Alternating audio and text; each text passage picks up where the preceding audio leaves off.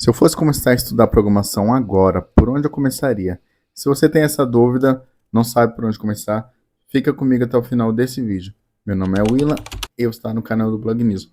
Bom, se você está nesse vídeo, provavelmente você está querendo começar a programar, não sabe por onde. Hoje, em 2025, eu começaria exatamente por lógica de programação, porque é pela lógica que você aprende a programar e todas as outras linguagens que vão vir depois e ela abre um leque de oportunidades para você conhecer outros tipos de linguagem. Então, o ideal é você sempre começar por ela e para entender.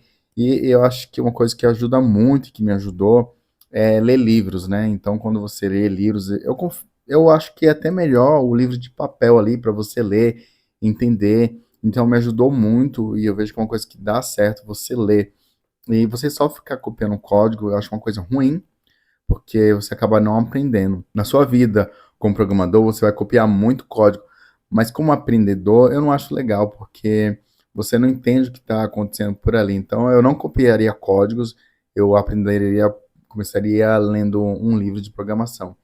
E uma das coisas que eu acho que acontece muito para quem está estudando é você, às vezes, acaba ficando desmotivado. Você não tem um projeto que você gosta de fazer, algum problema real para resolver.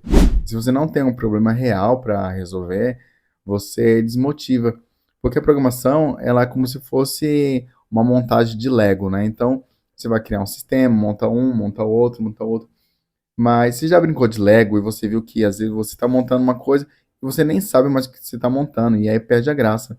Quando você sabe o que você está montando e para que serve aquilo, é diferente. Então, eu começaria por lógica de programação, escolheria algum projeto para mim poder focar, aprender. E antes disso, você até teria que escolher uma linguagem, né? E antes disso ainda, você precisa ver se você quer mais ir para o lado do front-end, quer mais ir para o lado do back-end, porque os dois têm as suas vantagens e as suas desvantagens. E acho que isso é muito, muito pessoal. Se você é uma pessoa que gosta muito de tela, é fascinado por cores, por layout, eu acho que talvez para você trabalhar com front-end seria mais legal. Já, se você é uma pessoa que gosta mais de ver acontecendo, ver funcionando, quer entender a mecânica por trás, talvez back-end seja para você. Então, depois que você aprendeu a lógica de programação, que é por onde começaria, escolheria uma vertente, ou front, ou back-end, aí sim você escolheria um projeto para você resolver. Se for um front, tem essas cópias aí de Netflix, de Spotify, eu acho legal para aprender, para comunicar, né, para começar ali. Isso no portfólio eu acho que já não é tão legal, porque todo mundo tem o mesmo projeto, então não vai ser diferenciado quando você for fazer uma entrevista de emprego. Agora, se você é back-end, você pode criar APIs para consultar serviços externos, isso é bem legal de fazer. Você pode criar uma API para consultar, por exemplo, o CEP. Tem uma API aberta que chama, acho que API CEP, para você brincar lá, consultar os CEPs do seu estado, da sua cidade, enfim.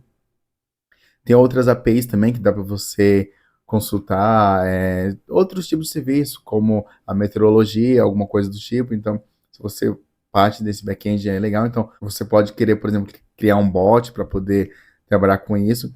Então, iria para essas duas vertentes. Depois de eu aprender isso, seja front-end ou back-end, acho que é interessante você entender um pouco de banco de dados. Mesmo que você seja front-end, acho legal entender o conceito.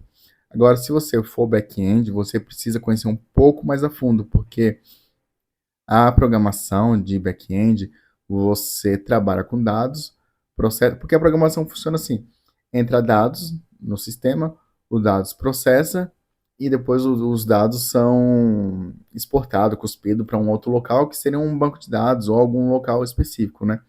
A consulta vai vir pelo um front-end, que consulta uma API, esses dados, se for uma consulta, né? Às vezes a entrada é simplesmente o usuário digitando. Mas no final das contas, se esse processo precisa ser armazenado, vai precisar ser armazenado num banco de dados.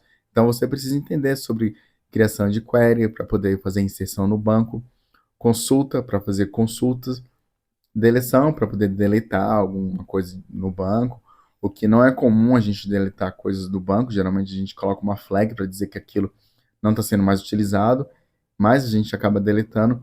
Então, essa parte de banco de dados é importante, então eu aprenderia ela em uma outra instância, e depois de eu saber mexer com banco de dados, eu começaria a aprender sobre a parte de infra. Então, você precisa aprender um pouco sobre arquitetura de sistemas, como que funciona uma fila, como que funciona para você trabalhar com imagens no Docker, como funciona um Kubernetes, como funciona.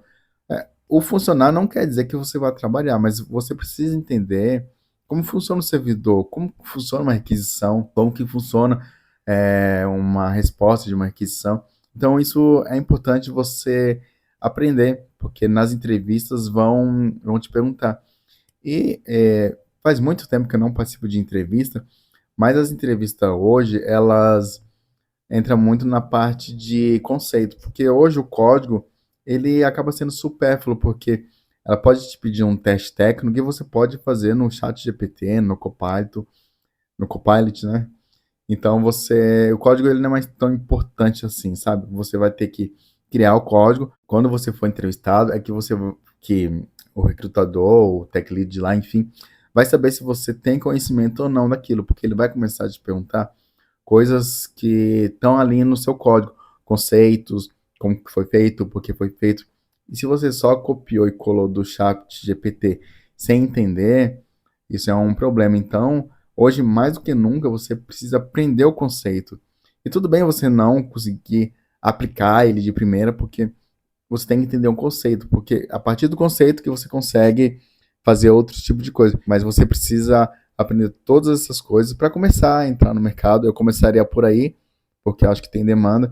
Aí depois você precisa saber um pouco de comunicação, de como você se vender, como conversar com os recrutadores, como fazer os olhos deles brilharem para você poder conseguir aquela vaga.